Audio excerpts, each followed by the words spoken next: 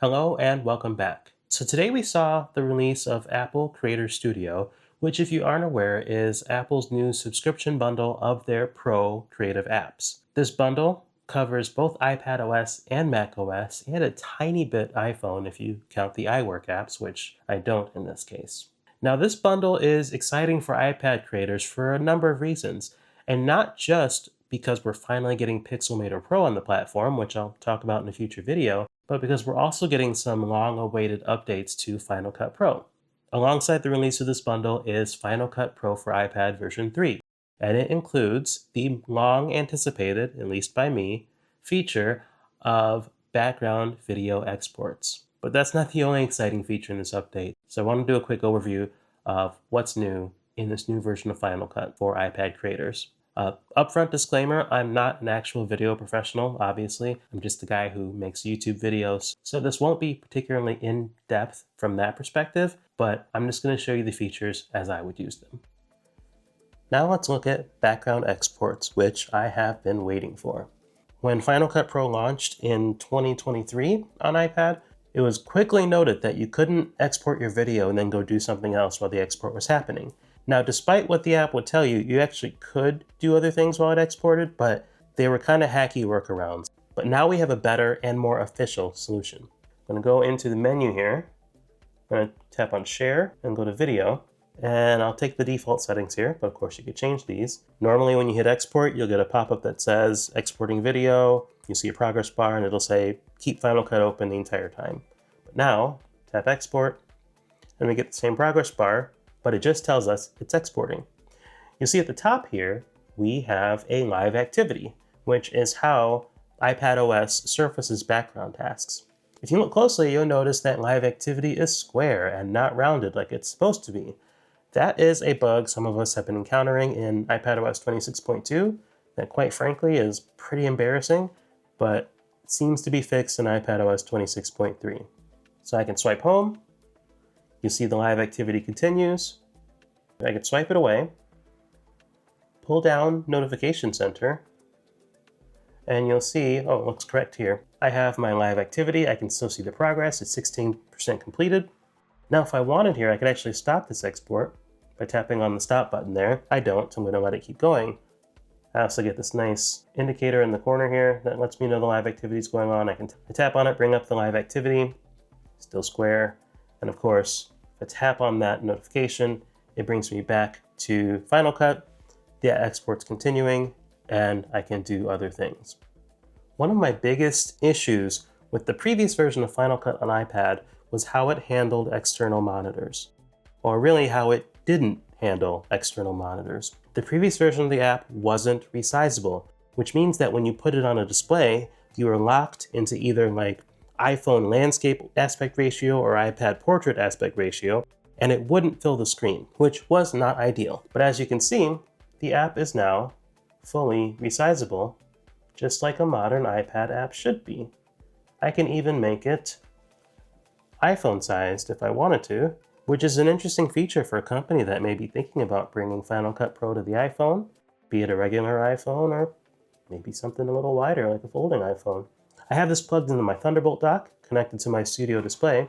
So now, when I move this over to the display, it now behaves like you'd expect.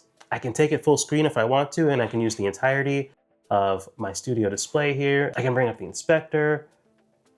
I can bring in my clips. And this actually looks pretty good. Even better than that is we can now use the external display for playback. Let me bring this back to the iPad and show you. So underneath my playback viewer here, if I tap on these three dots, in the viewer options, there's now a switch for enabling external monitor playback. So I turn that on, and now I have my studio display for playback. So I play this, and I can use my display for playback. And I think this feels pretty good. There's another huge quality of life improvement in this update, and that's the ability to apply effects in batch. Now, if you're an actual video editor, you're probably like, oh my gosh, you couldn't do this before. And you're probably right, but that's just where we are. For example, I have these clips in my timeline I haven't applied my audio effects to yet. What I would have to do in the previous version is apply them one by one. But now, for example, if I copy my effects from this previous clip, I can actually select all 3 of my remaining clips in the timeline, and then say paste settings, and those effects get applied automatically across those clips. You can also do this with video effects as well. So if I come in here, I still have those same 3 clips selected. I'm going to click on color adjustments, go in here, tap enhance light and color, and then those changes will be made across those 3 clips.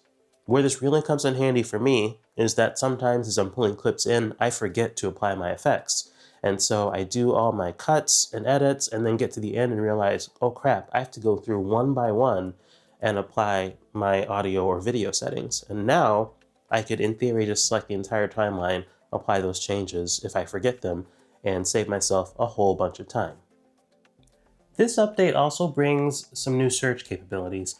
I guess you'd call them AI-powered search features that help you navigate your media clips and find what you're looking for using either transcript search, which will search by things that are said in the video, or by visual search, which will search by recognizing objects in your clips. Before we go into the project, I just want to show you this on the new project wizard. If I go in and tap new project, at the bottom here, there is a new toggle for transcribing audio. And what this setting essentially allows is for Final Cut Pro to analyze your clips, because that's how these features work. I'll note here it says that all media in the browser will be analyzed and transcribed in English. Now, I don't know if this is an English only feature or if it only says English, because that's what my iPad is set to, but it wouldn't surprise me if version 1 of this feature only supports English. So now I'm going to go into the video, and I'm going to go up to the transfer menu here, and this is normally where you would see your transfers if you're using live multicam in Final Cut Camera and you have clips transferring back to your iPad. You'd see that happen here. But there's also a new background task called media analysis. And every time you add a clip to your media collection here, this process will spin up and do that same analysis.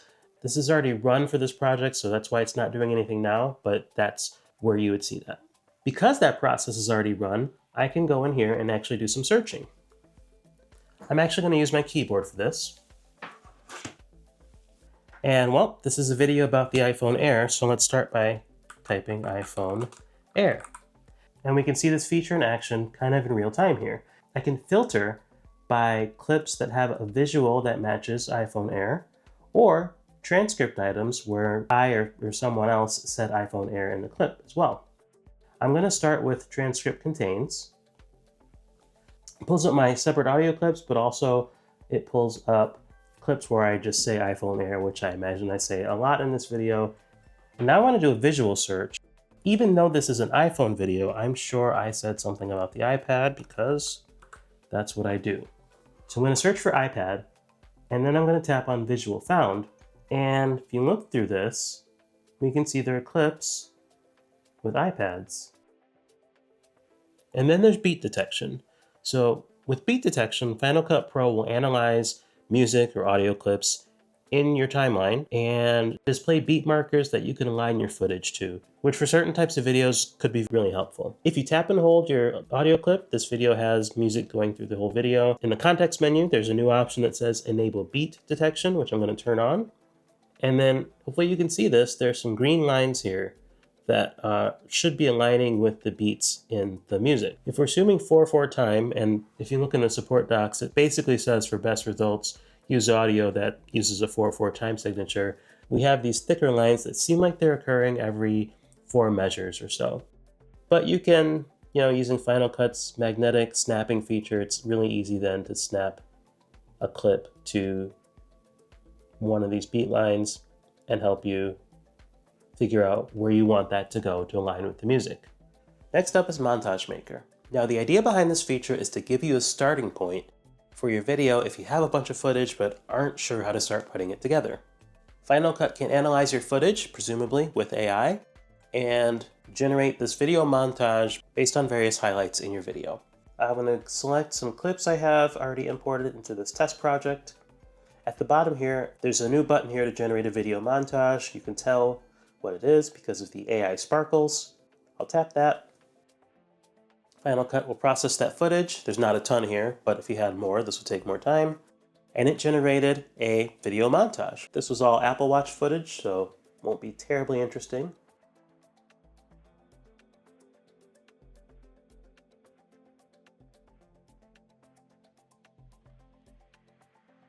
You have some options here along the bottom.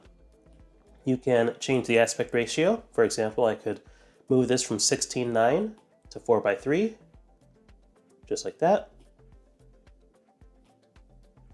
There's an auto crop feature for both video and audio. You can add additional media. You can add background music, pulled from the included music in Final Cut Pro. You can rearrange the clips if you want or remove them. And you can, of course, change the speed. There's a slow, default, and fast setting. So that's going to do it for what's new and interesting in Final Cut Pro version 3.0 for iPad. There's probably more to discover. I've really only had less than 24 hours with it, but I was just so excited I wanted to get this video out. As always, if you made it to the end of this video, thank you. I appreciate you and your time. If you could like the video and subscribe to the channel, that helps me and the channel out a bunch and helps me continue to grow this SlatePad thing that I'm trying to do. Speaking of SlatePad, make sure you visit slatepad.org for iPad news, reviews, and whatever else I feel like writing about. And with that, I will catch you in the next one. Thanks, and take care.